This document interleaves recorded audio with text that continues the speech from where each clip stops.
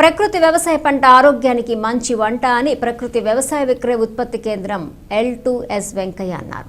ప్రతి సోమవారం తహసీల్దార్ కార్యాలయం ఆవరణలో పండించిన పంటను విక్రయించడం జరుగుతుందన్నారు. సేంద్రియ ఎరువులతో పండించిన పంట శ్రేష్టమైనదని అన్నారు. ఆకుకూరలు, కూరగాయలు, పండ్లు సరసమైన ధరలకే లభ్యమవుతుందన్నారు. ప్రతి ఒక్కరూ ప్రకృతి వ్యవసాయంపై దృష్టి పెట్టాలన్నారు. ప్రభుత్వం కూడా ప్రకృతి వ్యవసాయంకు అధిక ప్రాధాన్యత ఇస్తుందని ICRP పి లక్ష్మీ ప్రసన్న తెలిపారు. ఈ పంట తక్కువ పెట్టుబడి అధిక దిగుబడినిస్తుందా అన్నారు. ఈ కార్యక్రమంలో వెంకయ్య, కె సౌందర్య స్టాఫ్ పాల్గొన్నారు. అందరికీ నమస్కారం అండి.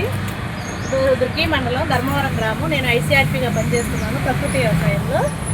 మేము వచ్చేసరికి పత్తిలో అంతర పంటలు వేసామండి. గోచిక్కులు, బెండలు వేసామండి. గోచిక్కులు వచ్చేసరికి 5 సాల కోసాలు గోచిక్కులు వేసాము, 5 సాల కోసాలు బెండసాలు వేసాము. ఫస్ట్ బెండసాలకి పత్తిలో అంతర పంటలకి మేము వచ్చేసరికి పురుగు మందులు ఎటువంటివి వాడమండి. పురుగు మందులు వాడకుండా అచ్చం కషాయాలే కొడతామండి. వేప గింజల కషాయం కొట్టాము, పంచగవ్య కషాయం కొట్టాము. వారానికి ఒకసారి స్ప్రే చేస్తుంటామండి. అచ్చం ప్రకృతి వ్యవసాయ విధానాలే పాటిస్తామండి. చుట్టూ బోర్డర్ కాపొచ్చరికి దొంత వేసుకుంటాము. అన్నీ బాగా దిగుబడి కూడా బాగా వస్తుందని వేసామండి. పాలకూర, గోంగూర, చుక్కకూర అన్నీ, మెంతికూర అన్నీ వేసామండి. అన్నీ బాగానే దిగుబడి వస్తున్నాయండి. ప్రతి ఒక్కదానికి మేము మటుకు ఈ కషాయాలే వాడతామండి. పురుగు మందులు ఎటువంటివి వాడమండి.